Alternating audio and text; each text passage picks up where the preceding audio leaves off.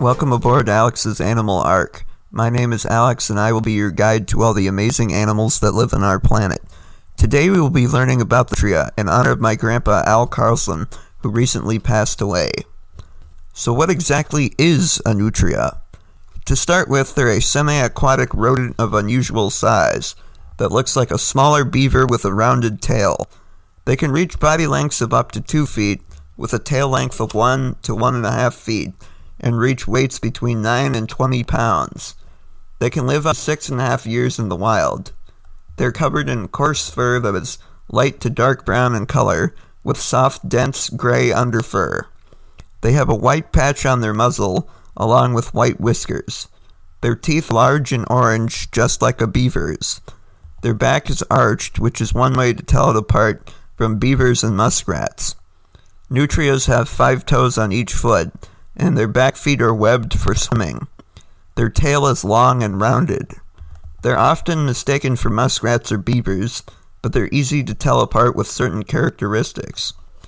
Nutrias are almost 5 times bigger than muskrats.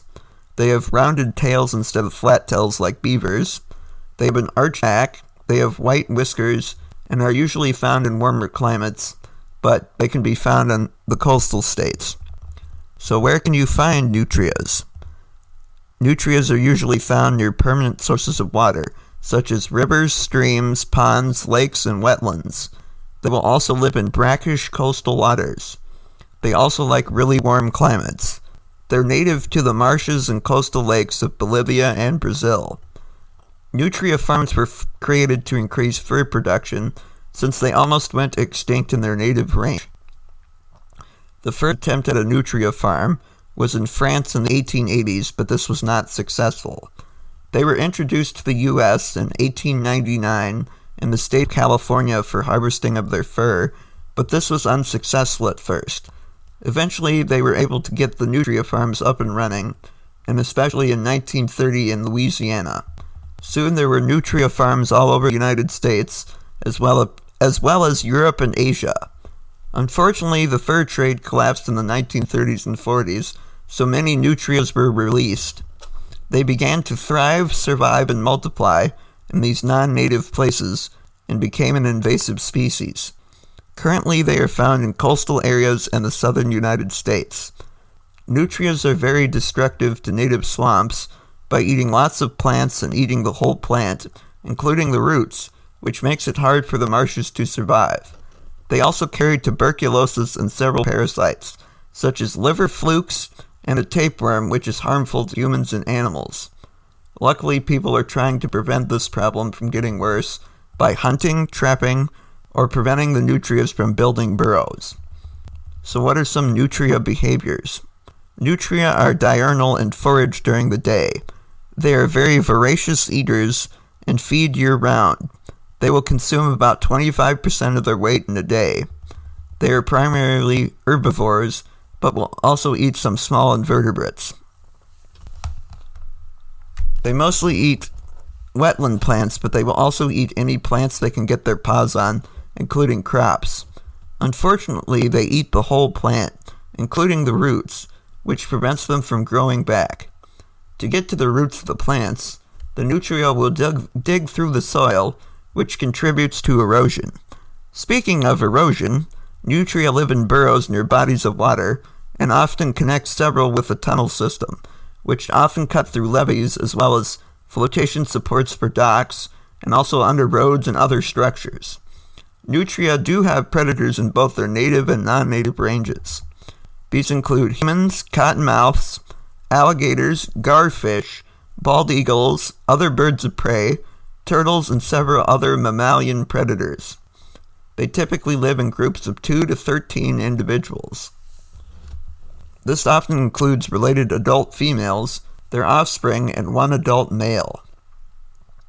Males typically have a range of 14 acres, and females range about 6 acres. Nutria breed year-round and can have up to 3 litters of 2 to 13 babies each, which rapidly expands the population. They reach sexual maturity by 4 to 6 months and can give birth to their first litter at 8 months.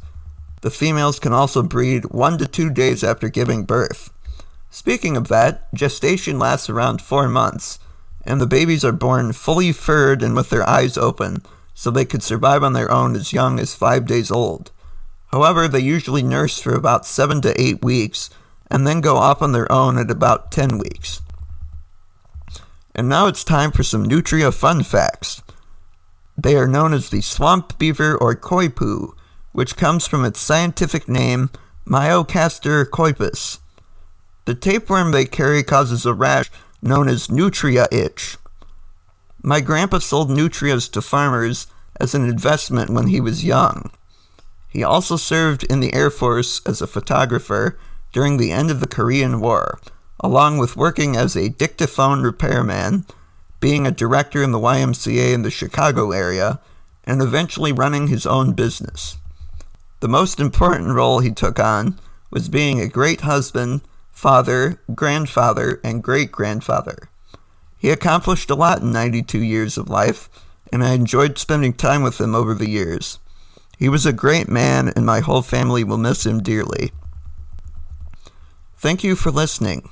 If you enjoyed it and want to hear more, feel free to subscribe to Alex's Animal Ark on YouTube, or subscribe on Spotify, Deezer, Stitcher, TuneIn, Amazon Music, Apple Podcasts, Google Podcasts, Overcast, Castro, CastBox, Podfriend, and iHeartRadio. If there is an animal you would like to hear me cover, please email your name and the animal you want to hear about to awesomeanimals21@gmail.com. That's the numbers 21, and I will add it to the list. Thank you for coming on this animal adventure. I will see you all again for the next voyage.